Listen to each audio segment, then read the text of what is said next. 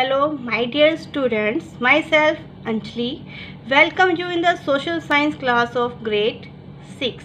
We are doing the third chapter of civics, that is government, and today we will study the topic the government of India. In the last video we have studied the different types of government. हमने अलग अलग तरह की government के बारे में पढ़ा था. उसके बेस पर ही हम स्टडी करेंगे कि हमारे इंडिया में किस तरह की गवर्नमेंट है. Let us start our work. After studying all this types of government, can you guess which form of government we follow in India? For the democratic form of government. India में कौन सी government है?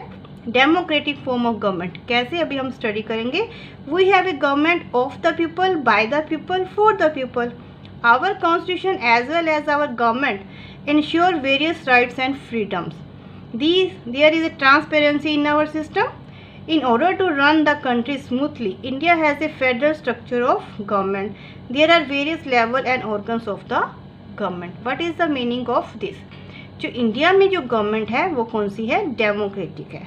Democratic means India में elections होते हैं और हर एक आदमी जिसको वोट डालने का राइट मिला हुआ है वो लोग वोट डालते हैं और अपनी गवर्नमेंट को इलेक्ट करते हैं. और इंडिया में हमारे कॉन्स्टिट्यूशन ने और हमारी गवर्नमेंट ने हमें बहुत से राइट्स और फ्रीडम दी हुई है. And there is transparency in our system.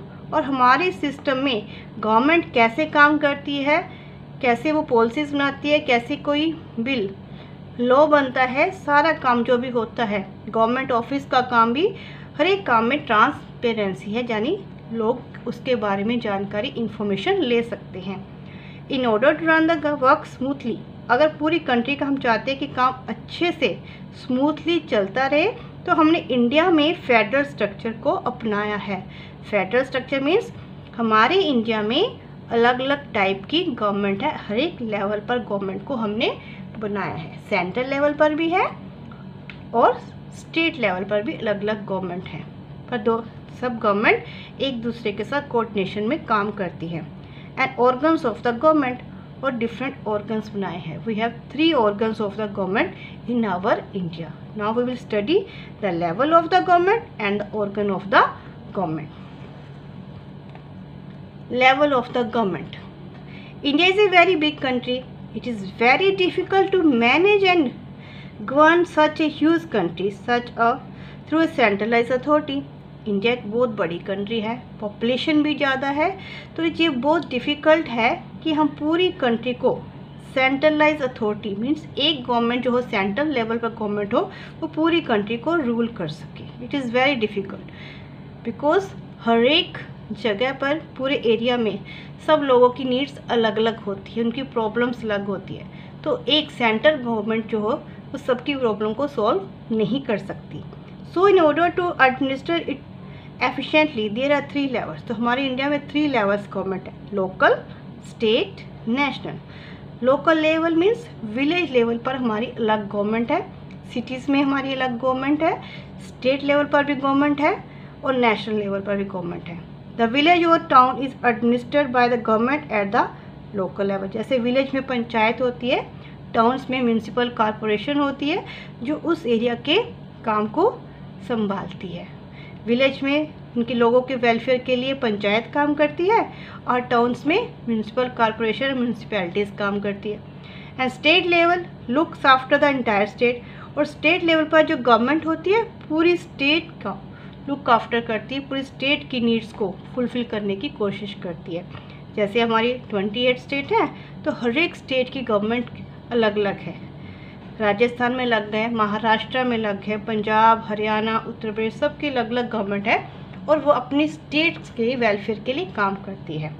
The third is the national level is responsible for the administration of the entire country, जो पूरी कंट्री के लिए काम करता है.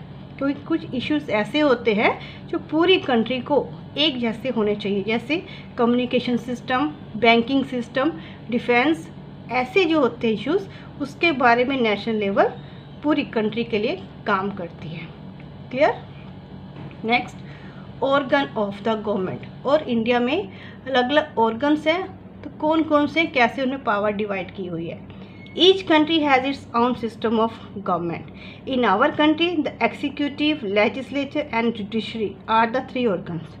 जैसे हमने पढ़ा था कि पार्लियामेंट्री में दो ऑर्गन्स होते हैं, एक्सिक्यूटिव एंड लेजिस्लेचर. हमारे इंडिया में थ्री ऑर्गन्स हैं, executive, legislature and judiciary. Three organs है. Legislature makes law. Legislature means parliament law बनाती है. Execute manages the affairs of the country. जो एक्सिक्यूटिव होती है उनको एक्सिक्यूट इम्प्लीमेंट करती है उन लॉज को, and administer as per the law. और पूरी कंट्री को जो लॉ बने होते हैं उसके अकॉर्डिंग एडमिनिस्टर करती है, शासन करती है. The judiciary settles disputes at all the level as per the law. और जुडिशरी किसी भी लेवल पर कोई भी डिस्प्यूट होता है, चाहे वो स्टेट्स के बीच में हो, गवर्नमेंट और पीपल के बीच में हो, या सिटीजन्स के बीच में हो, उनको सोल्व करने की कोशिश करती है. क्लियर कि हो द गवर्नमेंट और the power is divided in India at the different level and the different organs. Now last topic, that is universal adult franchise. What is the meaning of universal adult franchise? कि हम बार बार ये पढ़ रहे हैं कि India में democratic government है और डेमोक्रेटिक गवर्नमेंट में सब लोगों को वोट डालने का राइट मिलता है.